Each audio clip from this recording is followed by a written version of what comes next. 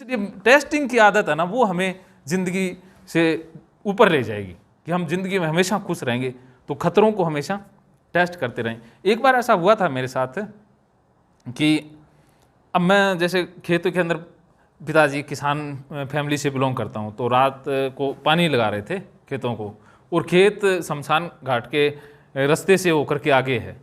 तो अब मेरे को रात को रोटी लेके जानी थी, तो 10-11 का टाइम हो गया। मेरे को भी बताया गया था, अभी स्कूल में बच्चे बात कर रहे थे, कहते वहाँ ना एक भूतनी रहती है, उसके पैर ऐसे होते हैं सीधे से, और वो सफ़ेद कपड़ों में है। तो मेरे मन में वो सूचना ही हावी हो गई कि आज तो भूतनी दिखाई देगी।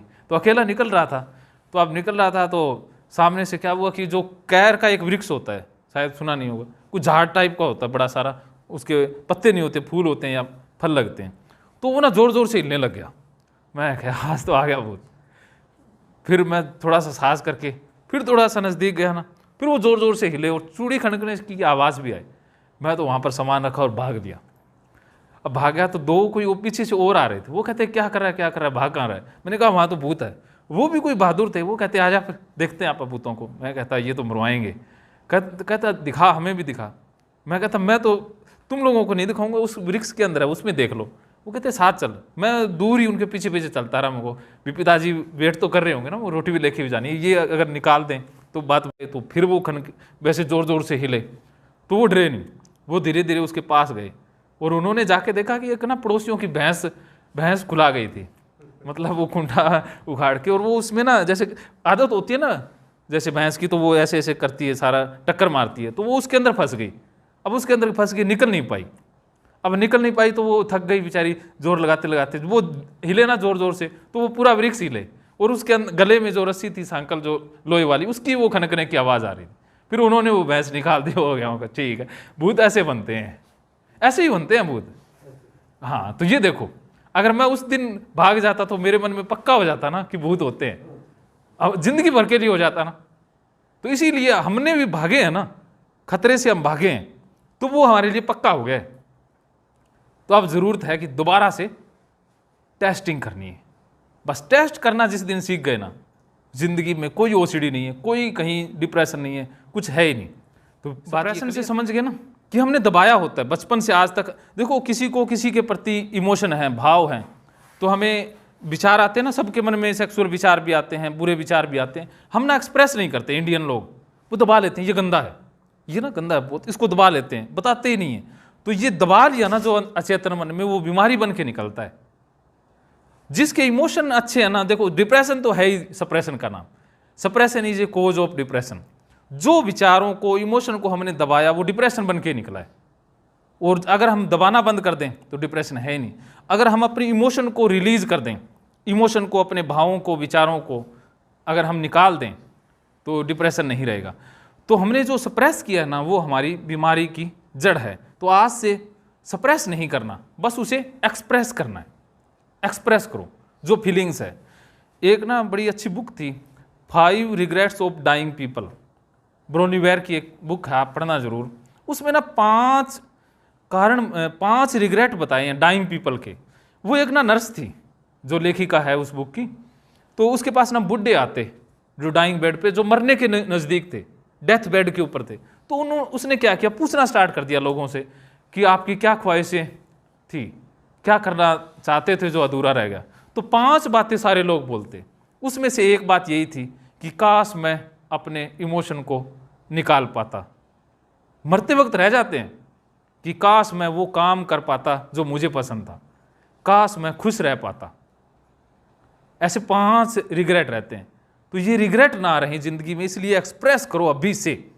किसी के प्रति कुछ भी इमोशन है, भावनाएं हैं, एक्सप्रेस करो, बस खुल के एक्सप्रेस करो। देखो कि जिंदगी जीने का मजा आ जाएगा। हम ना लोगों की फिक्र करते हैं कि लोग क्या कहेंगे, समाज क्या कहेंगे। लोग क्या कहेंगे? लोग आखिर में यही कहेंगे कि जल्दी ले चलो, शाम होने से पहले पहले फूंक दो, राम नाम सत्य है। इसके अलावा लोग कुछ नहीं कहने वाले। देख लो, लोग कुछ नहीं कहेंगे, लोग यही कहेंगे राम नाम सत्य है, शाम हो जाएगी जल्दी फूंक दो बस। हम फिक्र करते रहते हैं लोग क्या कहेंगे। लोगों की फिक्र नहीं करनी कभी भी जिंदगी भर कि लोग क्या कहेंगे। फिक्र करनी है कि मुझे क्या अच्छा लगता है, मैं क्या कहूँगा, खुद को जवाब मैं क्या दूंगा। क्रांतिकारी विचार मेरे खुद के रहे हैं कि मैंने दुनिया की फिक्र नहीं की। लोगों ने जो कहा वो मैंने कभी माना ही नहीं आज तक भी। जो लोगों ने कह दिया वो नहीं मानना, जो मुझे अच्छा लगता है करना वही है। तो अगर ये फिलोसफी हम अपना लें तो कोई डिप्रेशन नहीं है। जैसे नौकरियां सरकारी लग गई थी मेरी, मैंने छोड़ दी। मेरे को लगा यार ये नौकरी करने के लिए तुम बना ही नहीं, तू नौकरी के काबिल है ही नहीं। अब मेरे को कोई बॉस कह दे भी तुझे को ऐसे करना, लेट क्यों आया। अब मेरे को ये कह दे तो बात मंजूर, हजम ही नहीं होती कि लेट क्यों आया, मेरी मर्जी में आऊँगा तब आऊँगा। अब ऐसा तो नौकरी में चलता नहीं है। वो कहते हैं नौकरी में मर्जी है तो बस कल से मत आना। हाँ सही बात है। मैंने कहा यार फिर तो जा, तो मर्जी के मालिक बनेंगे, जा फिर इस बॉस की गुलामी करेंगे। मैंने कहा अभी तू तेरी नौकरी रखा, आपा अपनी मर्जी अपने पास रखेंगे।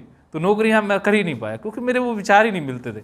मैं तो अपना रिजाइनिंग लेटर ना जेब में रखता था कि आज किसी से लड़ाई होगी तो ये पकड़ भी तेरी नौकरी, आपा चले। तो ऐसे करके मुझे नुकसान भी बड़ा झेलना पड़ा, बहुत सारी चीज़ें आई। तो देखो अगर हम ये जज्बा रखते हैं, अगर मैं नौकरी करता रहता तो क्या खुश रहता? कभी नहीं रहता। मैं ये नहीं कह रहा भी नौकरी नहीं करनी चाहिए। कुछ लोगों को नौकरी करना अच्छी लगती है तो उनको करनी चाहिए। हर एक इंसान को ये पता होना चाहिए कि उसे अच्छा क्या लगता है। ज़्यादातर लोगों को पता ही नहीं होता भी मुझे अच्छा क्या लगता है, ये गलत बात है। तो जो अच्छा लगता है उसे ही करें। जिस काम में मज़ा ही नहीं आ रहा क्यों करें? करेंगे नहीं ना, दो पैसे के लालच में। तो वो जिंदगी में खुशी नहीं है तो पैसे का क्या करेंगे? ये सोचा जहाँ खुशी हो ना पैसा वहीं से कमाएंगे। तो जिस काम में खुशी होती है ना, पैसा कितना भी कमा सकते हैं, करोड़ों अरबों तक, ये संभव है। हाँ वो सोच वो रखनी पड़ती है ना, तो उसी से सब कुछ हो जाता है। तो जिंदगी में आज से सप्रेस नहीं करना, कुछ भी एक्सप्रेस करना है। तो ओसीडी डिप्रेशन है कहीं कहीं है तो कितना आसान है ना। तो ये फिलोसफी काम करती है। उसके बाद ओसीडी के कारण हैं, अगला कारण आता है परफेक्शनिज्म। कि ना कुछ लोगों को आदत होती है परफेक्ट चीज़ देखने की। ऐसे आपने देखे होंगे ना कि एक्यूरेट करते हैं काम को।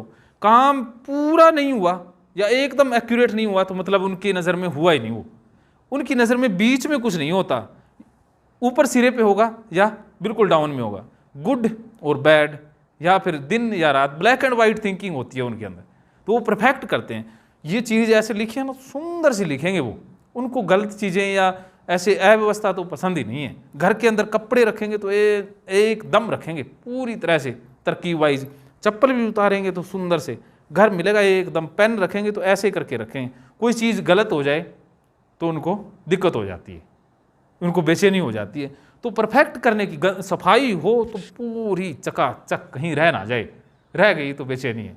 भगवान को मनाना है तो पूरा, अगर बीच में रह गया तो परेशानी है। डिप्रेशन में भी ऐसा ही होता है।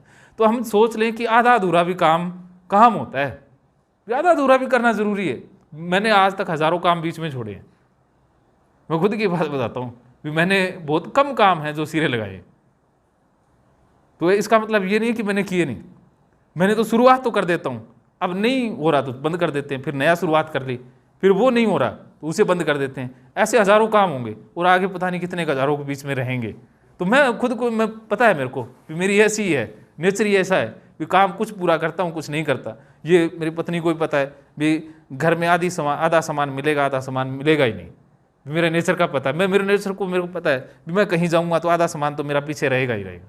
मैं घर से निकलता हूँ कहीं टूर पर जाना है तो अकेला चला गया तो वहाँ से आधा सामान ही वापस आएगा, आधा सामान ही आता है। मेरा ये पता है मुझे कि मैं कुछ ना कुछ तो रह ही जाता है पीछे। भी मोबाइल तो आ जाएंगे क्योंकि वो ज़रूरत है, उसे तो आप चेक कर लेते हैं। बाकी कहीं पर कपड़े रह जाएंगे, कहीं पर कुछ ही रह जाएगा, कहीं पर कुछ ही रह जाएगा।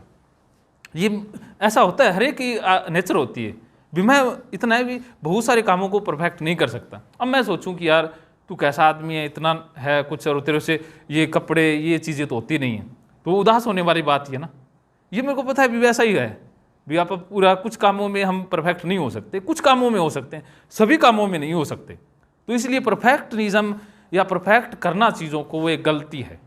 और अगर हम परफेक्ट नहीं कर पाए तो हम उदास हो जाएंगे, ओसीडी के शिकार हो जाएंगे। को तो गंदगी लगी रह गई तो लगी रह जाओ, आलसी बनना होगा। ओसीडी वालों को आलसी बनना होगा और डिप्रेशन वालों को आलसी नहीं बनना है, वो तो पहले ही आलसी हैं। डिप्रेशन वाले तो पहले आलसी हैं, चुपचाप बैठे रहते हैं, बोलते ही नहीं हैं। ओसीडी वाले क्या है, रुकते ही नहीं है। एक बार मशीन की तरह उनमें तेज़ी होती है, हाथ धोने स्टार्ट कर दिए तो कर दिए, रुकेंगे नहीं। और जैसे जो मन्नत मांगते हैं भगवान वाले वो ज़्यादा एक्टिव होते हैं, उनको डीएक्टिवेट होना है। और डिप्रेशन वालों को उल्टा करना है, वो कुछ करते ही नहीं, उनको करना होगा, उनको फ्री नहीं बैठना। उससे बात बनेगी। तो परफेक्शनिज्म के पीछे नहीं भागना है, चीज़ों को पैरामीटर सेट नहीं करने हैं ज़िंदगी के अंदर। हार्ड एंड फास्ट रूल नहीं होता ज़िंदगी के अंदर। ज़िंदगी चलने का नाम है, चलती का नाम गाड़ी है। कभी भी कुछ भी यू टर्न मारा जा सकता है। आज जो हमने कह दिया ज़रूरी नहीं है कि कल वो 100% हो जाएगा। दो फिलोसफी काम करती है इंडिया के अंदर। एक ये कि रघुकुल रीत सदा चली आई, प्राण जाई पर वचन न जाई। ये राम फिलोसफी है। राम भक्त ऐसा करते हैं कि जो वचन एक बार दे दिया वो पूरा करते हैं। मतलब परफेक्शनिज्म, मर्यादा पुरुषोत्तम राम जो है ना, एक ही कला में माहिर है, मर्यादा पुरुषोत्तम में वो अल्टीमेट है। उसके अलावा ज़िंदगी में खुशी है, शांति है, चैन है, कुछ भी नहीं है ना, सारा निरस। राम की ज़िंदगी को अगर आप पढ़ोगे, निरस है ना पूरी तरह से। कोई रंग है? हाँ जी, कोई रंग दिखाई देगा? बिल्कुल डिप्रेशन ही दिखाई देगा ना। हाँ, तो राम फिलोसफी को मानते हैं। वो एक चीज़ में तो अच्छे हैं कि मर्यादा पुरुषोत्तम तो उनका गुण है ही है, लेकिन बाकी गुण कोई है ही नहीं। लेकिन एक दूसरी है कृष्णा फिलोसफी, जो पल पल में बदलती है, जिसके अंदर सारे ही रंग हैं, कोई रंग छोड़ा ही नहीं उन्होंने। कृष्ण ने जितने झूठ बोले हैं किसी ने बोले ही नहीं होंगे आज तक। हाँ, तो जिंदगी के अंदर झूठ बोलना सबसे बड़ा पुण्य है। हाँ, मैं मानता हूँ, मैं बहुत बोलता हूँ भी। मैंने झूठ बोलता हूँ इतने कि मैं खुद, मेरे को पता है कि कहाँ कहाँ मैं झूठ बोलता हूँ। मैं ऐसा नहीं है कि नुकसान करने के लिए भी, सामने वाले को फायदा हो, मुझे अच्छा लग रहा है तो झूठ बोले जा सकते हैं भी। ऐसा नहीं करना भी झूठ बोलना ही नहीं है। वो सारे लोग कहते हैं पाप कर दिया, झूठ बोल दिया। पाप पुण्य कुछ नहीं होता, बस खुशी से रहो, उसके अलावा कोई चीज़ नहीं है। तो इसलिए कृष्ण ने, देखो भगवान होके वो कर रहा है, उसने तो वचन दे दिया, वचन को खुद ही तोड़ देते थे। कहते वो दिया था तब की बात और थी, अब और है। अगर राम कृष्ण होते राम की जगह तो वनवास जाते? कभी नहीं जाते। वो दशरथ को मना लेते कि एक ही को इधर 2-4 इधर करते, 2-4 इधर करके मामला सेट करवा देते। करवा नहीं देते, वो करवा देते। तो ऐसा हमें बनना होगा। तो इसी तरह से हमने एक ही तरफ ओके हो गए कि मैंने गलत कर दिया, ये हो गया मुझसे, ये हो गया, मैं पाप लग जाएगा, पुण्य हो जाएगा, गंदा हो जाएगा, तो हम फंस गए। राम फिलोसफी में आ गए तो फंस जाएंगे। कृष्ण फिलोसफी में आना होगा कि कुछ गंदा गुंदा नहीं होता, कुछ नहीं होता, जो हो गया सो हो गया। अब आप आगे से कुछ नया करते हैं, कुछ अच्छा कर रहे हैं, चलो गलती होगी, अब आप ठीक करते हैं, हो जाए तो ठीक है, नहीं हो जाए तो फिर अगली बार कर लेंगे। ऐसा ही चलता रहता है। तो कृष्ण फिलोसफी को अपनाना होगा। फिर देखो कि ओसीडी और डिप्रेशन कैसे, कृष्ण ने अर्जुन को देखो कितना डिप्रेशन में था, ओसीडी के अंदर था, उसको निकाल दिया था बाहर। और कितने बोले होंगे झूठ, गीता के अंदर बहुत सारे झूठ बोले। और जैसे गीता खत्म हुई उसके बाद वही उनका झूठ का, गीता के अंदर तो लगता है कि ऐसा कोई महापुरुष भी नहीं है इतनी ज्ञान की बातें करता है। गीता कृष्ण कहने के मूड में नहीं थे, वो तो धक्के से करनी पड़ी। वो गीता को नहीं, वो तो लड़ाने के पक्ष में थे कृष्ण। वो बंदा मान ही नहीं रहा था। अब कृष्ण फंस गए। क्या वो युद्ध भी करवाना है, जिताना भी है, लेकिन वो बंदा मान नहीं रहा है। अब करें तो करें क्या? तो उसको समझाने के लिए अलग अलग हथियार अपनाए कृष्ण ने, बहुत सारे हथियार अपनाए। लेकिन वो अर्जुन था कि वो मानता ही नहीं था कि आप कुछ मर्जी करवा लो, कुछ मर्जी कहलवा लो, युद्ध नहीं करूँगा। डिप्रेशन वाले क्या करते हैं, आप कहो वो सारा कुछ सही है, गंदगी नहीं है, लेकिन हाथ धोना नहीं छोड़ेंगे। ओसीडी वाले करते हैं कि ज्योतिप्रिया जी आपकी सारी बात मान ली आखिर में, लेकिन हाथ धोना नहीं छोड़ेंगे। अर्जुन वाली बात कि कुछ कह लो, युद्ध नहीं करूँगा। डिप्रेशन वाले कि कुछ भी नहीं है, फिर भी हम काम नहीं करेंगे, हम आलस्य नहीं त्यागेंगे। तो कृष्ण ने बहुत सारे हथकंडे अपनाए। आखिर में अर्जुन कहता जो कहोगे वो करूँगा, अब करने के बगैर हम पीछा नहीं छोड़ेंगे। ये आपसे कि आप जब तक कुछ करोगे नहीं, हाथ धोना बंद नहीं करोगे, आप भागोगे नहीं, दौड़ोगे नहीं, तब तक हम पीछा नहीं छोड़ेंगे। लगाए रखेंगे आपको, रोज़ नए नए तरीकों से लगाए रखेंगे। तो ये जैसे 18 अध्याय है तो ये 5 अध्याय का ही है, इसमें अलग अलग तरीके से हम आपको लगाए रखेंगे। देखो कृष्ण ने वो निकाल दिया था ना, कुछ भी किया, माखन उसने चुराया, कुछ भी किया, कुछ भी, कितने फ्लर्ट किए होंगे। कृष्ण की जितनी रानियाँ थी 16,808 रानियाँ थी, इतनी तो किसी की थी नहीं। हाँ, तो इस तरह कृष्ण की लाइफ में ना रंग है। हर एक इंसान कृष्ण को इसलिए पूछता है कि उसमें कुछ ना कुछ उसके मतलब का निकल आता है। जो सूरदास थे उनको कुछ मतलब का मिल गया, चोर होते हैं उनको भी मतलब का मिल जाता है, जो झूठ बोलते हैं उनको भी कृष्ण से मतलब का मिल जाता है। हर एक इंसान को कृष्ण के अंदर कुछ ना कुछ मतलब का मिल ही जाता है। तो वो मल्टी डायमेंशनल लाइफ है। तो ऐसी लाइफ हमारी हो, सिंगल डायमेंशनल ना हो। बस हर पल सिचुएशन के हिसाब से हमें बदलना होगा। सिचुएशन के हिसाब से किसी के आगे उन्होंने पैर भी पड़ने पड़ जाते हैं, किसी के आगे सीना भी दिखाना पड़ जाता है। वो तो सिचुएशन पे निर्भर करता है ना भी कहाँ झूठ बोलना है, कहाँ पर सच बोलना है, कहाँ सच भी बोलना पड़ सकता है। अब देखो, एक सुकरात नाम सुना होगा आपने, सुकरात, वो लिखते थे, क्रांतिकारी लिखते थे, बोलते भी थे, तो उनको जेल होगी। तो जज कहता देख तू ये लिखना बोलना छोड़ दे तो हम तेरे को माफ़ कर देंगे। तो सुकरात ने क्या कहा कि नहीं, ये नहीं छोड़ सकता। कहते जहर पिला दो चाहे, तो जहर पिला दिया, चले गए सुकरात। ऐसा हुआ। अब एक और वैज्ञानिक था जो कृष्णा जैसा ही था, गैलीलियो नाम सुना होगा आपने, गैलीलियो। उसने बताया कि ये धरती है ना गोल है, सूरज है ना वो तो हिलता ही नहीं है, धरती चक्कर लगा रही है। अब बाइबल में क्या लिखा था कि ये ना जो धरती है वो तो एक जगह पर स्थिर है, सूरज ही चक्कर लगा रहा है। तो बाइबल की बात उलट होगी ना। वो बिलीफ सिस्टम था ना, हमने भी तो माना है ना, विचारों को, गंदगी को, पेशाब को गलत माना है, वो बिलीफ ही तो है ना। भगवान को माना है, वो बिलीफ ही है। तो उसने हमारे बिलीफ के खिलाफ चोट की ना, बाइबल के बिलीफ, तो वो गलत है। बाइबल कैसे गलत हो सकती है? वो एक इंसान कह रहा तो उसको पकड़ लिया, कहते तू आ जा भी, तू कौन सी माइक्रोस्कोप बनाई है, हम नहीं मानते, बाइबल में लिखा वही सच है। तो उसको अदालत में ले जाया गया, तो उससे कहते भी तू मान ले धरती चपटी है। कहता हाँ मैंने मान लिया धरती चपटी है। कहते ये भी कह दे कि धरती स्थिर है। कहते हाँ धरती स्थिर है। कहते सूरज चक्कर लगा रहा है। कहते हाँ जी सूरज चक्कर लगा रहा है। अब उसने तो कह दिया। कहते ठीक है जी आपको बरी कर देते हैं। अब आ गया, लोग इतने हज़ारों लोग इकट्ठे हुए थे भी, आज देखो गैलीलियो कैसे साबित करता है। तो लोग कहते हैं आपने तो कुछ किया ही नहीं, आपने तो कहते थे धरती तो गोल है, सूरज के इर्द गिर्द चक्कर लगा रही है, आपने तो कह दिया कि स्थिर है। तो उसने क्या कहा होगा, कहा मेरे कहने से सूरज थोड़ी ना चक्कर लगाने लग जाएगा मेरे कहने से धरती थोड़ी ना चपटी हो जाएगी, वो तो रहेगी तो गोल ही। वो तो सूरज के चक्कर तो वो मेरे नाक मैं कहूँगा तब भी रुकने वाली नहीं है, कैसे वो तो बंद करने वाली नहीं है। तो वो कहते हैं मैंने क्यों जान गंवानी है इन मूर्खों के चक्कर में तो ऐसा होता है ना। तो नियम थोड़ी ना बदलते हैं, जो सत्य है वो तो सत्य रहेगा, चाहे उसे माने चाहे ना माने। चाहे एक आदमी माने तब भी सत्य सत्य रहेगा, चाहे करोड़ लोग माने असत्य को, वो सत्य थोड़ी ना हो जाएगा। अब झूठ तो झूठ ही रहेगा।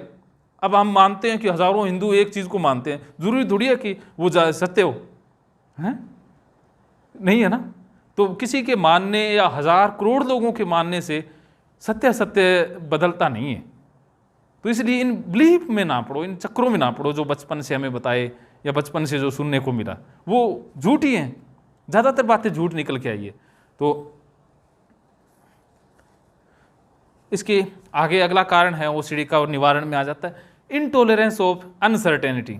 जिंदगी में पल पल पर है ना रिस्क। तो इन अनसर्टेनिटी का मतलब है अनिश्चितताएं। हम जिंदगी में निश्चित करना चाहते हैं भी, जिंदगी को ना सिक्योर करने की जरूरत लोगों को महसूस होती है कि फाइनेंशियली हम सिक्योर हो जाएं, सब चीज़ों से सिक्योर करते हैं ना। लेकिन अनसर्टेनिटी है, अनिश्चितता है, जिंदगी पल पल पर बदलती है, कोई चीज़ यहाँ पर सिक्योर है ही नहीं, कुछ भी यहाँ पर निश्चित है ही नहीं। अब देखो हम सफाई को निश्चित कर देना चाहते हैं, गंदगी को हटा देना चाहते हैं, ऐसा ही है ना, नेगेटिविटी को हटा देते हैं, हमें अपने आप को तसल्ली मिल जाए। तो यहाँ पर तो पल पल पर अनिश्चितता है, तो हम कितनी चीज़ों को निश्चित कर लेंगे। तो हमें फेस करना आना चाहिए अनिश्चितताओं का। हो सकता है कि कल को हमारे घर में कोई त्रासदी हो जाए, कल को मेरा भी टांग टूट सकती है, कुछ भी हो सकता है, उसका सामना करने की हिम्मत हमें होनी चाहिए। बस इसीलिए तो मैं कहता हूँ आज में जी लो। कल अगर देखो एक इंसान था, उसकी ना उंगली कट गई, तो उसकी फिर ना टेढ़ी मेढ़ी करके जोड़ दी। तो मैं उससे मिलने गया ना, वो बार बार उंगली की बात करें, उंगली को ही दिखाएं, ये उंगली ना बड़ी सुंदर लगी, पहले और सुंदर थी अब भी सुंदर हो गई, तो उंगली की बात करें। मैंने कहा यार उंगली की बात क्यों कर रहा है, तुझे पता भी उसने उंगली खोने का या उसका दर्द झेला है। तो जिस इंसान के पास जिस चीज़ की कमी होती है ना, उसकी बात करता है वो, हमेशा देखना। और मेरे पास उंगली थी तो मैंने उंगली की बात ही नहीं की। मैंने सोचा यार अपने पास तो सारी चीज़ें हैं, कभी बात ही नहीं करते। अगर मेरी एक आंख चली जाए ना तो मैं आँखों की बात करूँगा, ऐसा होता है ना, जा भी तो सकती है, कोई भरोसा है। हाँ, तो इसीलिए तो वर्तमान में जीना, आज तो सब कुछ मिला हुआ है। हज़ारों लोगों के पास आंखें है ही नहीं, पैर नहीं है, किसी के पास कुछ नहीं है। लोगों के पास कितना बड़ा दुख होगा, हमारे पास तो कुछ है ही नहीं, हमारा दुख तो कुछ है ही नहीं, लेकिन हम खुश नहीं रहते। वो इंसान कहते हैं कि अगर हमारे पास ऐसा कुछ होता तो हम तो राजा होते, तो हम तो राजा हैं वास्तव में, लेकिन फिर भी दुखी हैं। तो ये बात तो हजम होती नहीं है ना। हम किसी और को देख रहे हैं, वो हमें देख रहे हैं, तो ऐसे तो कभी बात बनने वाली नहीं है। मैंने देखा जो झोंपड़ी में रहता है वो एक शहर में मकान लेने की सोचता है, शहर में है, वो दिल्ली में मकान लेके बढ़िया सा, दिल्ली वाला सोचता है कि बॉम्बे चले जाएं, बॉम्बे वाले सोचते हैं अमेरिका चले जाएं, अमेरिका वाले सोचते हैं चांद पर चले जाएं।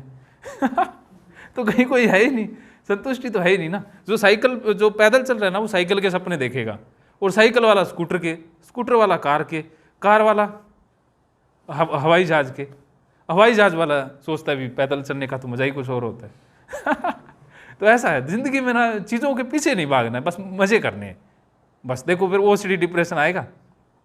कहीं नहीं आएगा। तो ये चीज़ें हमें अनिश्चितताओं का सामना करना है। और इसमें लास्ट कारण आ जाता है हमारा, हर एक इंसान ना इंडिया के अंदर ना जिम्मेवार मानता है खुद को। एक्यूट सेंस ऑफ रिस्पॉन्सिबिलिटी कारण है ओसीडी और डिप्रेशन का, कि हमें लगता है कि हम ही जिम्मेवार हैं, कि कुछ नेगेटिव विचार आ गए, कुछ बुरा हो गया तो इसके जिम्मेवार हम हैं, कि मेरे मन में अगर विचार आ गए तो इसका जिम्मेवार हूँ मैं, कि गंदगी फैल गई, घर गंदा हो गया, परिवार का नुकसान हो गया, कुछ भी हो गया ना, उसका जिम्मेवार मैं हूँ।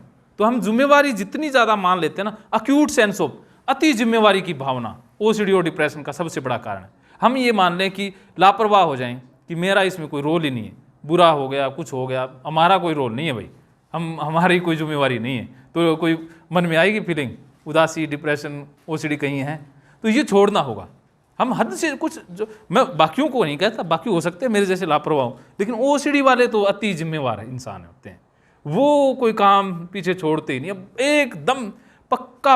ये ओसीडी वाले ना सबसे ज़्यादा अच्छे लोग होते हैं। ओसीडी वाले ना तो बेईमानी कभी कर सकते, एक पैसे की नहीं कर सकते ओसीडी, और एक ये किसी का दिल नहीं दुखा सकते, कभी भी नहीं दुखा सकते, और एक ये किसी को गलती नहीं बोल सकते, एक ये बेईमानी नहीं कर सकते।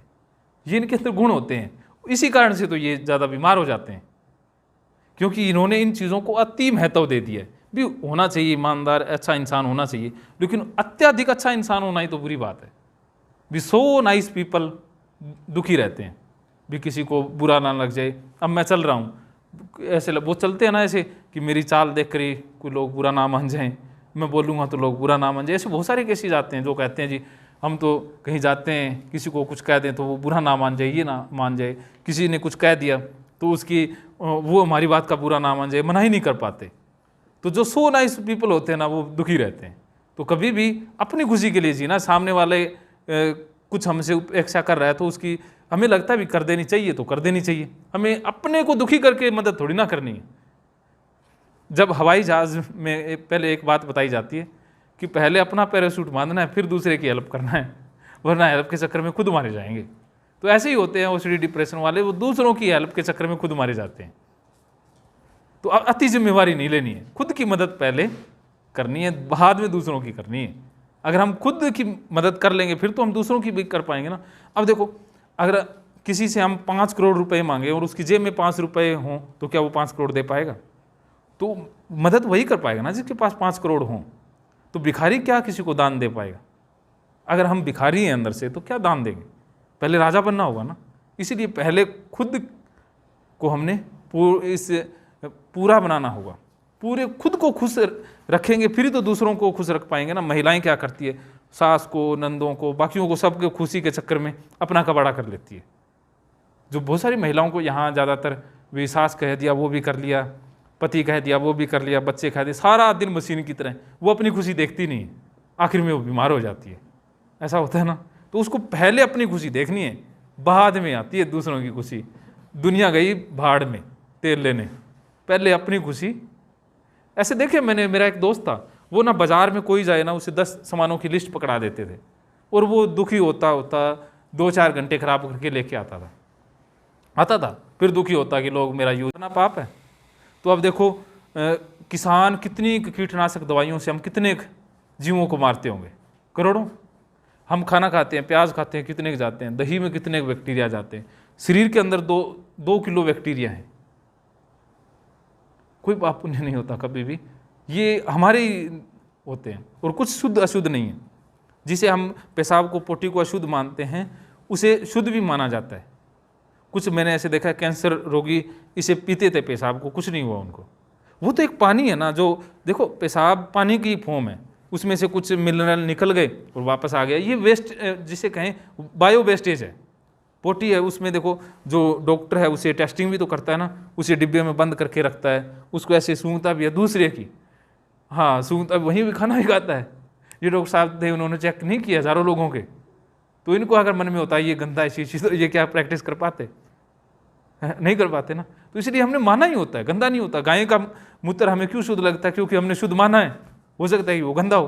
और गोबर की तो पूजा करते रहते, वो भी तो पोटी है ना, ऐसा है ना। तो जो पौधे कार्बन डाइऑक्साइड लेते हैं और ऑक्सीजन छोड़ते हैं ना, तो वो तो उनकी पोटी होगी ना एक किस्म से, और हम लेते हैं उसे।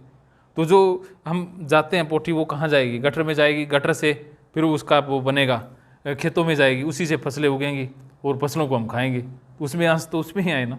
तो ये तो एक पारिस्थितिकी तंत्र है, ये सर्कल चल रहा है ज़िंदगी में, और कुछ नहीं है, सर्कल है। चीज़ें बन रही है, मिट रही है। ये शरीर क्या है? मिट्टी से ही बना है, फिर मिट्टी में मिल जाएगा, फिर कोई और फॉर्म में बन जाएगी, फिर कोई और बन जाएगी। ऐसे जैसे देखो सोना है, सोने की अंगूठी पहनते हैं ना, जैसे आपने कड़े पहने, तो ये आप सुनार को दे आते हो, कह दो इसका हार बना दो, बना देगा वो। तो बताओ वो फिर ये कड़े कहाँ चले गए? हैं कहाँ चले गए? हैं सोना तो पहले ही था, वो कड़े हार बन गए ना, तो कड़े की मृत्यु होगी मतलब।